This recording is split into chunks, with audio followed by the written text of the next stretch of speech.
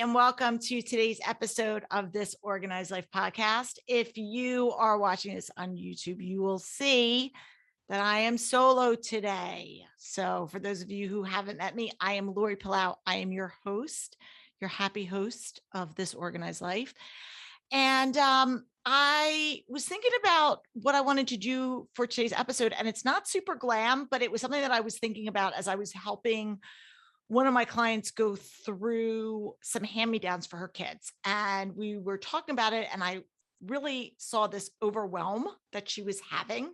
And I said, you know what? We haven't really done an episode specifically dedicated to hand-me-downs.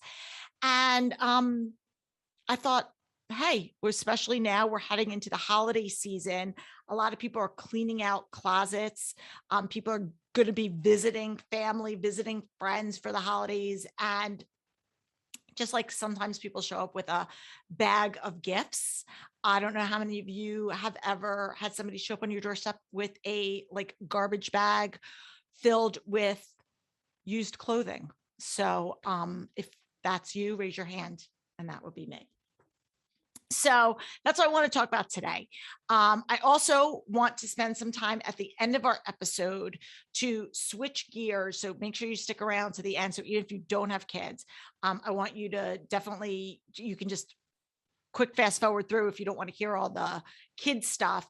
But I want to talk a little bit about our partner program and our mentor program, because I've been getting a lot of requests or inquiries recently about people that are thinking about starting their own professional organizing business, or maybe taking their existing business to the next level and want to know a little bit about it. So I definitely want to reserve a little bit of time at the end. So make sure that you stick around for that. So, okay, first of all, hand-me-downs. What's the whole, what do we do with them? How do we store them? How long do we keep them? Do we have to keep them? These are all questions. Like I said, I was working with a client not too long ago, and she has a lot of siblings and cousins and even friends and neighbors who have older kids. And they just very graciously want to pass along their own children's stuff down to her. And she is almost inundated with the volume of stuff that she's getting. And in addition to the stuff that she already owns and has bought and has been just gifted in new stuff for her kids. So it's, what do you do with that? Where do you store it? How do you store it? What's the etiquette? All of those things. So I figured we could just go through some specific areas. And the first thing that I always tell people is accept the stuff graciously. If someone's just delivering it to you, just accept it graciously. If they're asking you and you feel like you're good, you obviously can say, you know what, thank you so much. I think we have a ton of hand-me-downs. We have more than we need. But if somebody just shows up with that, basket or bin or whatever of stuff, just say thank you, and you can deal with it behind closed doors at a later date. So when you get it and you decide that you have the time, I want you to sit down and I want you to sort through it. And I want you to sort it in a few different ways. Like, you could sort it a couple different ways. The first thing is, I think the easiest way to sort it is by size. And I know sometimes this gets tricky because, a size 6X in Gap might be different than a size 6X in Vineyard Vines versus, the Children's Place or Kohl's or whatever. So different brands have things, but I think just to keep it simple, to have a range of size that you're sorting by is one of the simplest ways to do it. So if you can just go through the stuff that's been handed to you and sort it. But as you're going through that, make sure you take a minute to really look through the items to make sure that they don't have stains, that they're not torn, that they're not worn, because a lot of times people will just throw stuff in a hand-me-down bin because they just feel guilty about getting rid of it, but it's really not something that is worthy of a donation, whether to you or to a charity. So before you just go to put it away, take that hand-me-down and put it in the closet or put it in the basement or attic or wherever you keep your hand-me-downs, make sure you sort it. So that's the first one. I want you to sort. The second thing I want you to do is really be intentional about figuring out where you're going to store your grow clothes. That's what I like to call them, your grow clothes. Or do you have an extra dresser that you use like in a guest room that's where you keep them?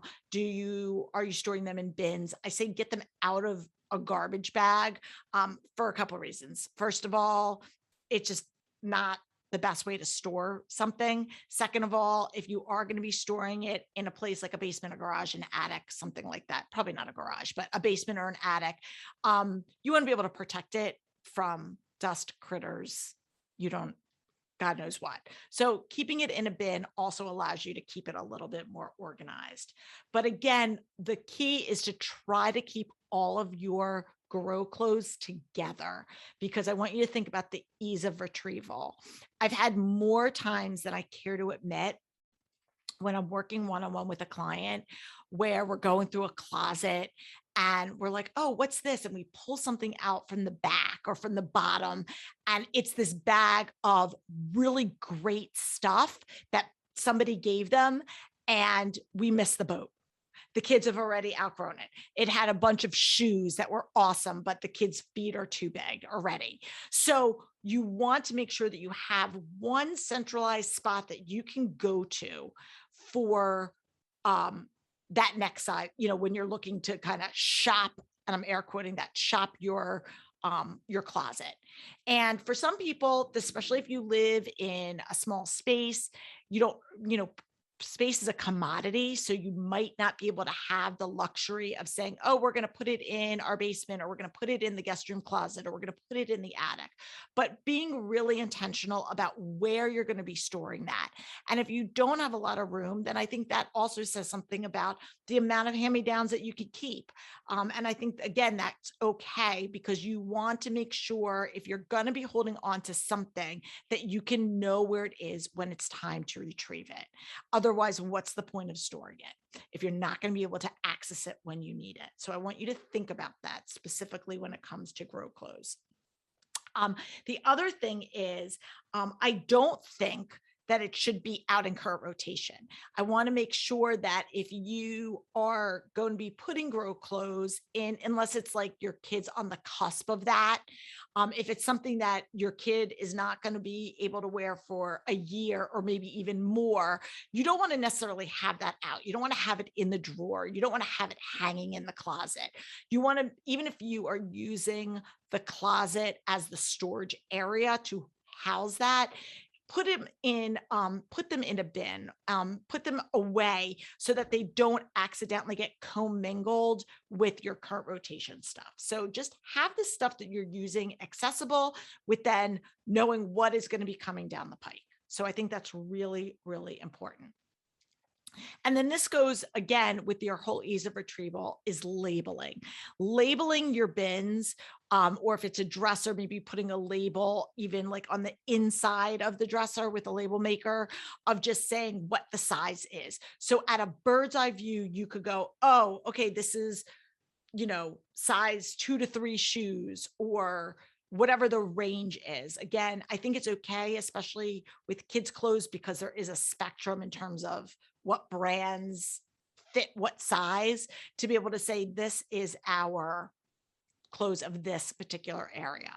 And some people, depending on, again, how much volume you have, you can break it down by season. You could say, this is like spring, summer, this is fall, winter. If you live places where there is, a lot of seasonal differences, so that you could say this is, outerwear, especially like I know up here, where I live in the Northeast, snow pants, coats, hats. Well, hats aren't so much size, but all of those things, they're bulky. So they take up a lot of space.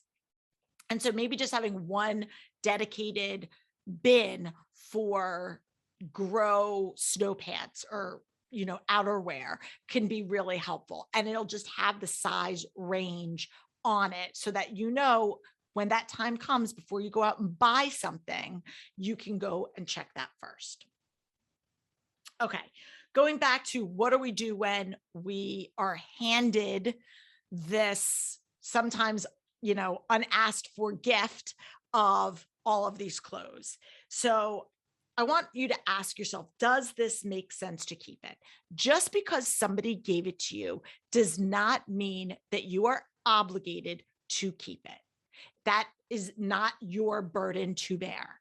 And I tell that to people all the time. And this is where guilt comes in. And when we talk about emotional clutter and how that leads into how that funnels into physical clutter, this is a prime example. Somebody hands you down something from their kid, and all of a sudden now you feel the burden that I have to hold on to this, I have to use it, I have to find a space for it, all of this stuff. And that is that whole guilt component. And it can also be done in conjunction with that whole fear of, what are they going to think of me? Are they going to be mad at me? Are they going to be upset with me? And I'm not saying that things need to go in the trash, but there are tons of organizations and charities locally, to wherever you live, I'm sure, where you can donate these goods. So if you are not going to be using them, whether it's not your style, it's not your taste, it's you missed the boat with the size, you've got too many of, your kid's got too many jeans and you don't need any more, or fill in the blank, then it's okay, because the goal is we want to be able to pay it forward for other people. So don't feel that you have to hold on to something just because somebody gave it to you. If you're looking for permission, right here, blame me. I'm the one that's giving you permission that you do not have to keep it. Another thing that is really important, and this was a big one for me, with my girls, is assessing the style and figuring out, is my kid, is this particular human going to wear this stuff? So I'm a mom, I have 2 girls, and I've got a bunch of nieces and nephews. And I have my nieces in particular. My sister-in-law is a shopper. They had really high-end, very cute, adorable clothes, and a lot of them. And my sister-in-law would always give me down hand-me-downs, which really would funnel to my younger daughter more than Zoe, just because of the age and whatnot. But sometimes they would go to Zoe as well. Anyway, the first thing, when they were babies, it was easier because I kind of put them in whatever I wanted to put them in. But as they started getting older, their own unique style became really evident.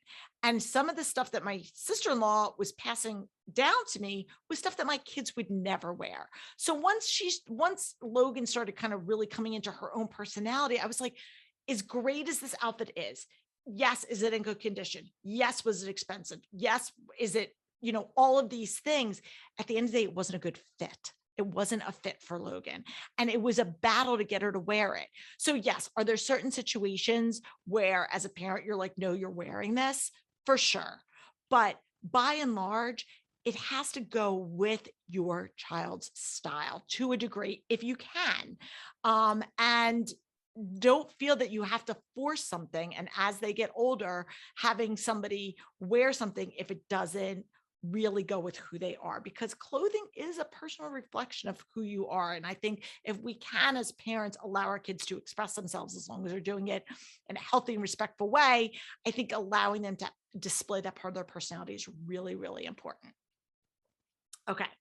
Another thing is seasons.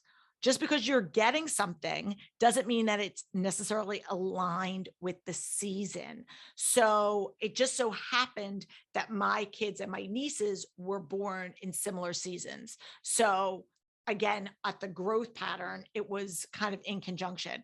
But if you've got a summer baby versus a winter baby, especially if you're talking about things that are, seasonally, important, then sometimes the sizing doesn't match up. So you have to really think about it. Is my kid going to be this size in this season?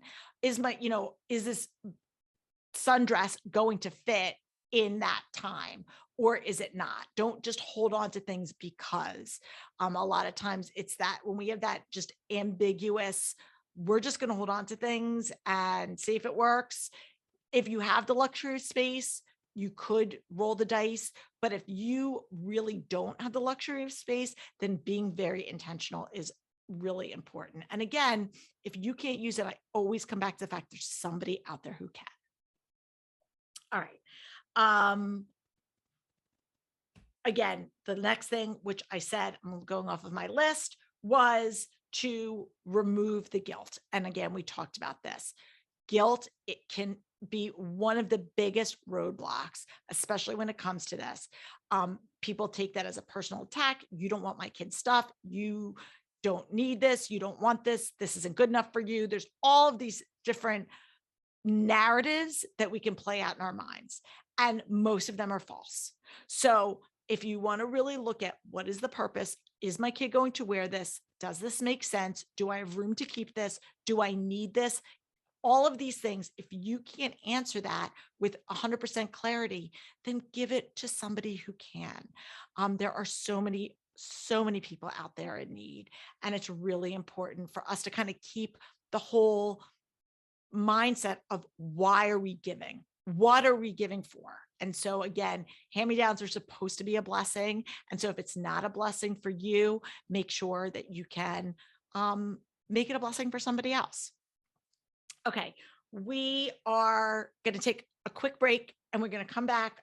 Just going to give you a couple other actionable tips of things that you can do with your stuff if and when you're ready to get rid of them.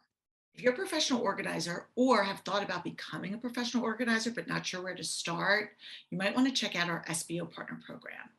It's a community of professional organizers from all over the globe who are running their own independent companies, but looking for community and some business strategies on how to grow and scale their business. To learn more, visit simplybeorganized.com and click on the Work With Me tab.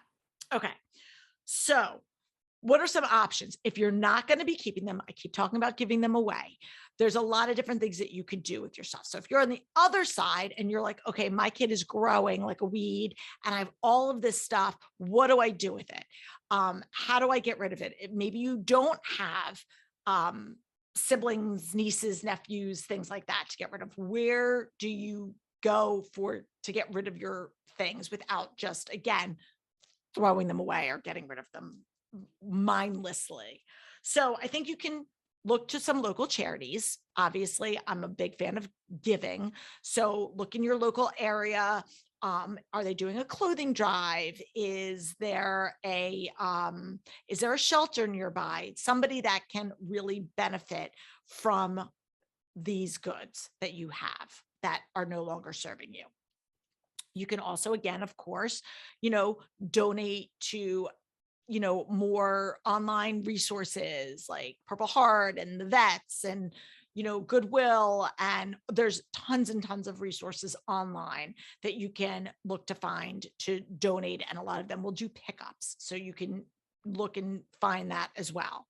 And then the other thing is with kids stuff in particular, because a lot of times, you can go two ways with kids clothes. They can either beat them to the ground to the point where they're like, you have holes in the knees and stains all over them, and they're really not even donate worthy, unfortunately.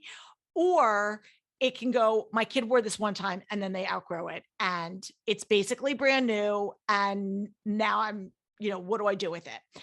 And in those particular cases, for that latter, there are definitely consignment options. There's online consignment options. You can do something like a thread up, but also check your local area. I know actually my good friend Courtney, who used to work for me, bought a local consignment store in our town or in the next town over.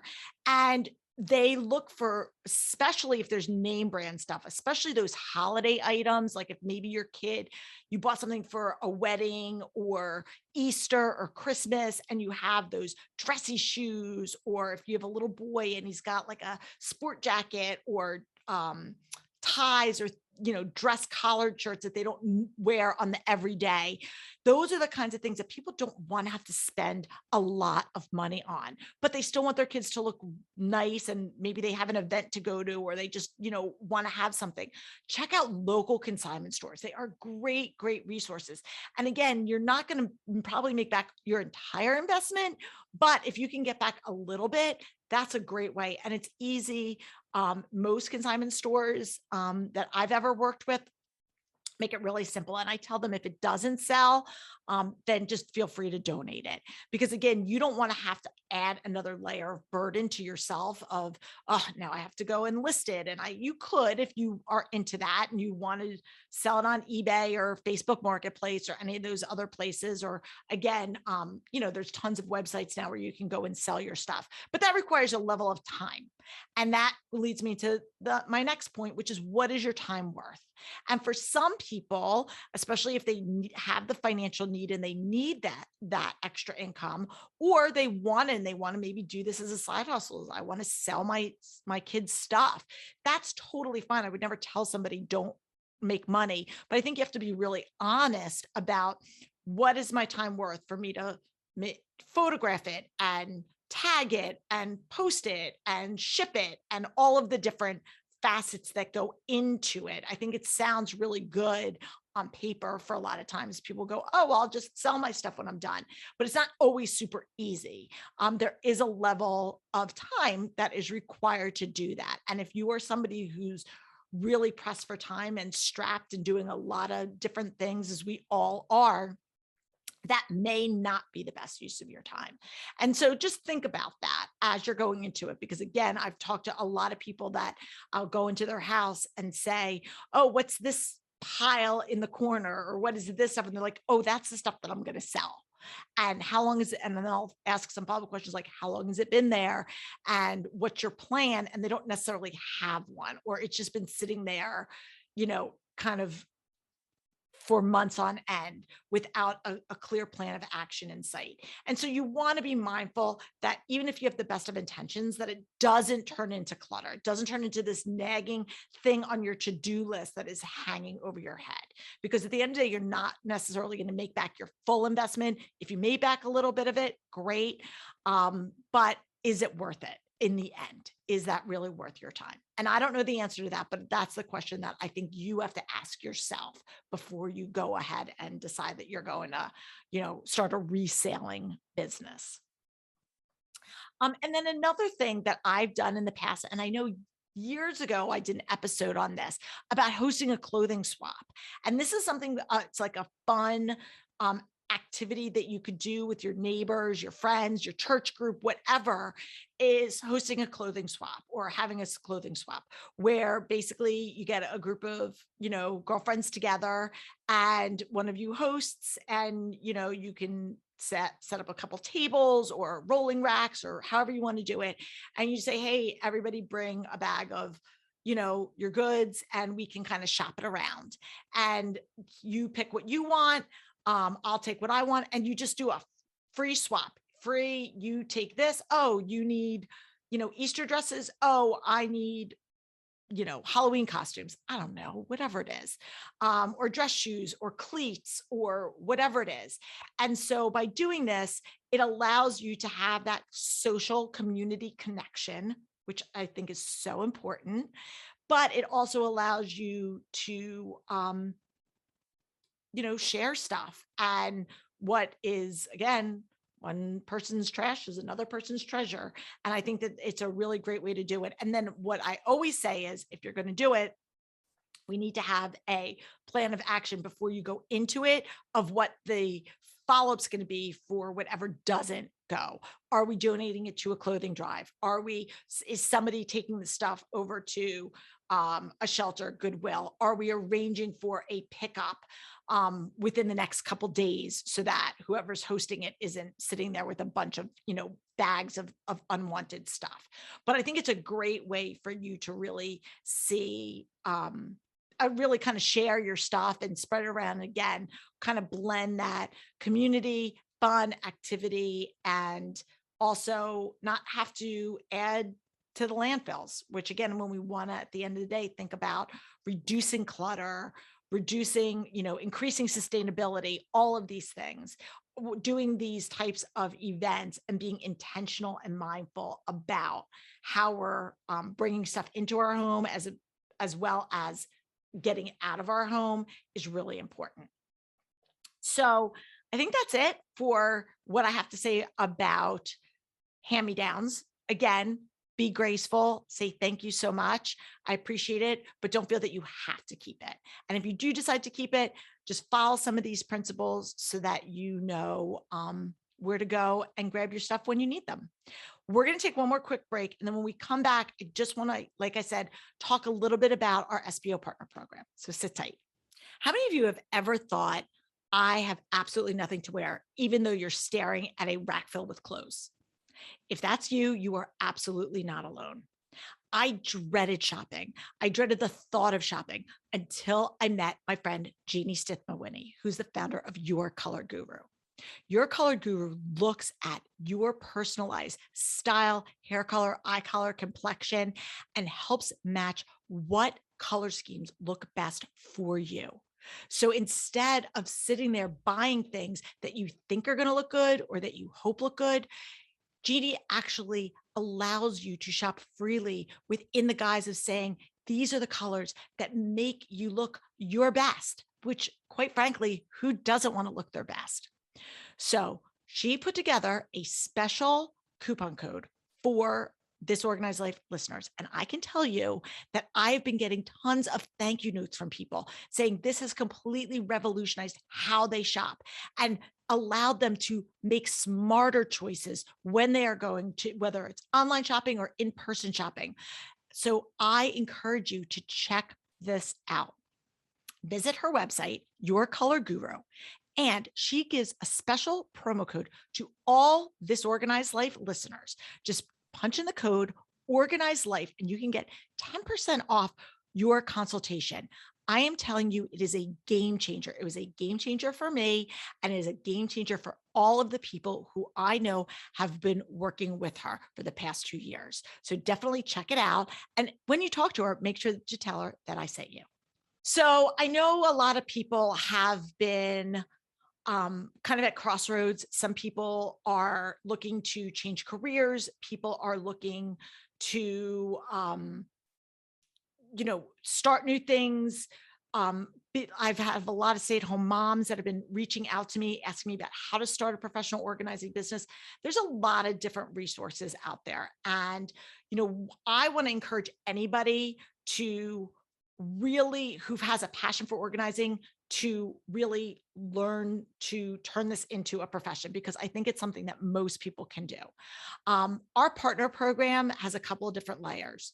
Our partner program is a way for us to connect you out there, people in need of organizing, with trusted organizers in a specific geographic area. That was really how and why it started. I wanted to be able to spread the word of organization with people who we endorse and trust and like. So that's how it started. But it also has since grown into really nurturing a community of professional organizers who are very much strategic in wanting to grow their business and wanting to support their families or contribute to their families by doing something that they love and making money doing it.